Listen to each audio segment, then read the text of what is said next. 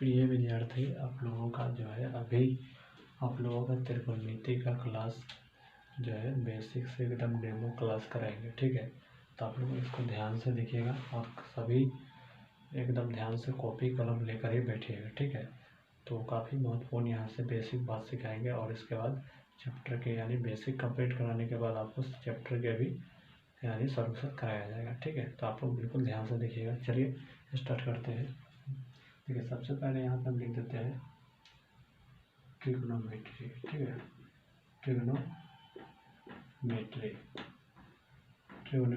का मतलब यहाँ पर लिख दिए। ठीक है, अब देखिए त्रिकोणमिति यानी ट्रिग्नोमेट्री बोलते हैं इंग्लिश में, इसको हिंदी में त्रिकोणमिति बोलते हैं।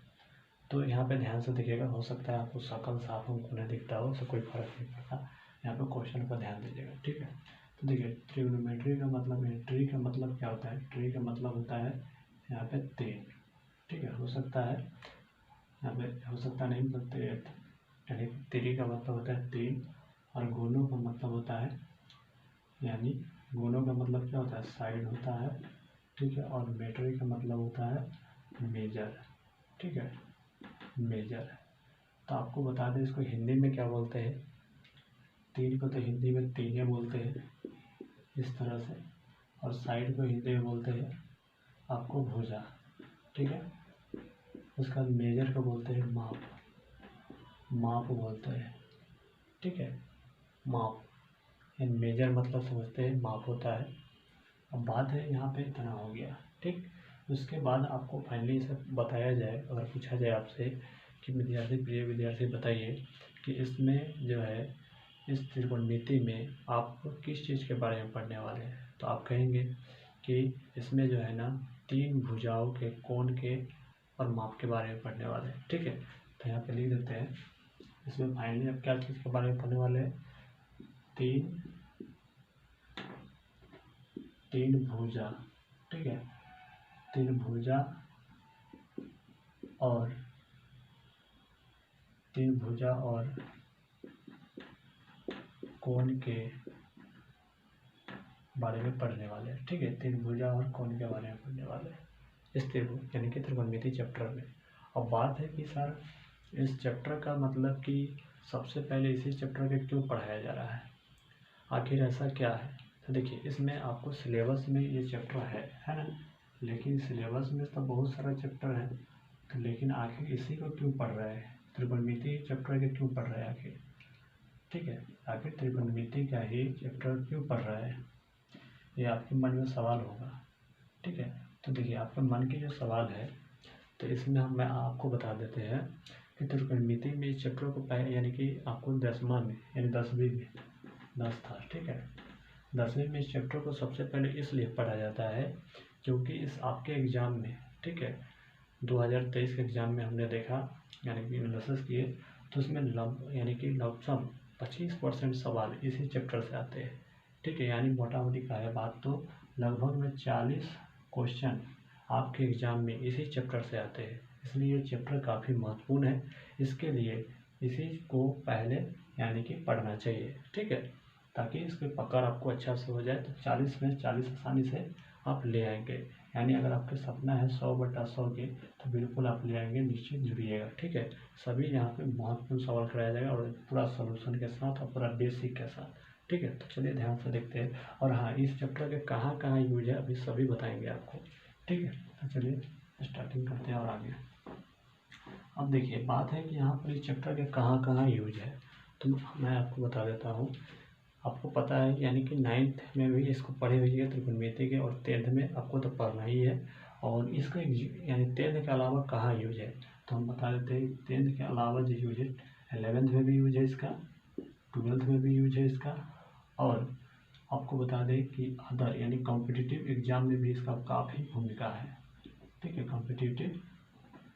कॉम्पिटिटिव एग्जाम में इसका आपको सवाल यहाँ से पूछा जाता है। ठीक है, यानी आप कोई सी भी नौकरी की तैयार करते हैं, तो एसएससी, बैंकिंग, रेलवे जो भी है, इसका आप तैयारी करते हैं, तो सभी में सवाल यहाँ से आपको देखने को मिलता है। अभी जैसे कि बिहार डीएलएड, वहाँ पर इसको यानी कि पूछा जाएगा, इस चैप्टर से पूछा जाता है सवाल, इसलिए चैप्टर काफ़ी महत्वपूर्ण है। इसलिए इसको ध्यान से अच्छा से करना है और कॉपी कलम लेकर रोज़ के रोज़ बैठिएगा, आपको सुबह में यानी कि वीडियो मिल जाएगा। ठीक है, सुबह के सुबह आपको वीडियो मिलेगा। ठीक है, तो चलिए स्टार्ट करते हैं। तो स्टार्ट करें, स्टार्ट तो कर ही दिए हैं, तो इस सबको लिख लीजिएगा। अब बात यहाँ पे आगे समझना है। इसमें जो है फाइनली इसका यूज के बारे में पढ़ लिए, यानी कि जान गए। अब यहाँ इसमें जानते ही क्या है, इसमें यह जानना है, ध्यान से देखिएगा। इसमें आपको पूछा जाए कि फादर ऑफ, ठीक है, father of mathematics, father of mathematics के नाम से किसे जानते हैं। ठीक, आपसे पूछा गया कि फादर ऑफ मैथमेटिक्स के नाम से किसे जानते हैं, तो आप जल्दी से प्यारा कमेंट करके बताइएगा। और इसके बाद फादर ऑफ ट्राइगोनोमेट्री, ठीक है, ट्राइगोनोमेट्री के नाम से किसे जानते हैं। तो देखिए, फादर ऑफ मैथमेटिक्स के नाम से आप जानते हैं आर्किमिडीज को। क्या जानते हैं?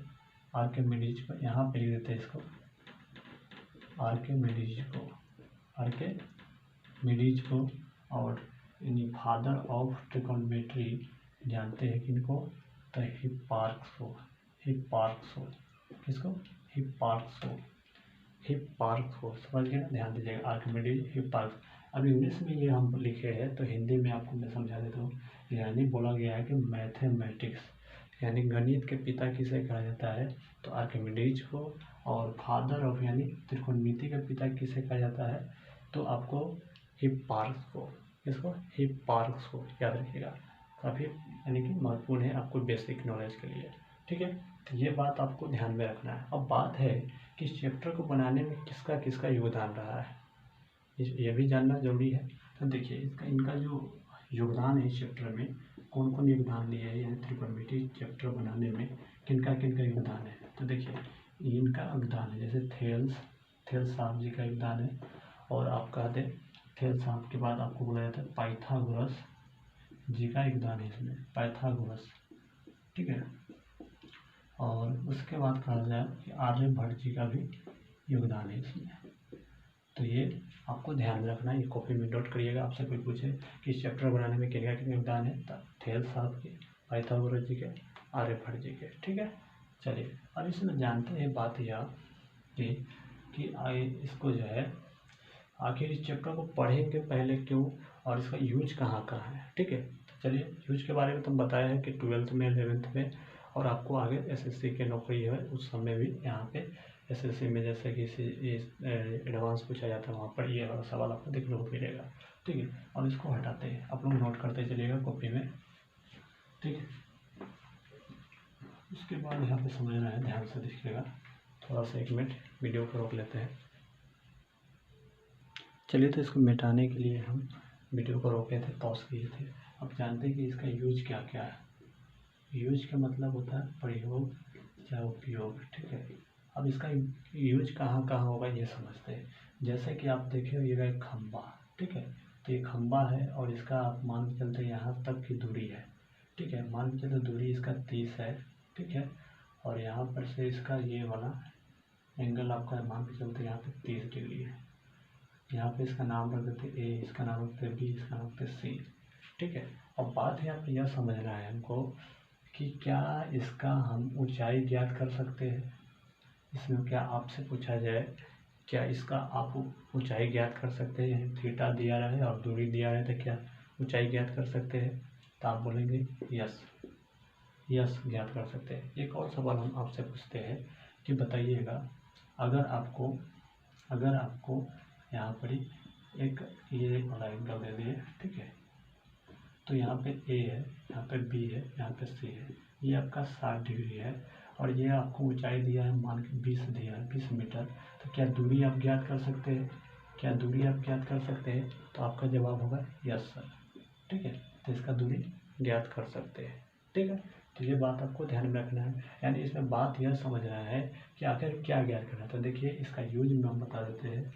इसका यूज का जो होगा, यूज क्या है यानी प्रयोग, इसका प्रयोग। तो प्रयोग इसमें सिंपल बात यही है कि इसमें ऊंचाई और दूरी ज्ञात करना है।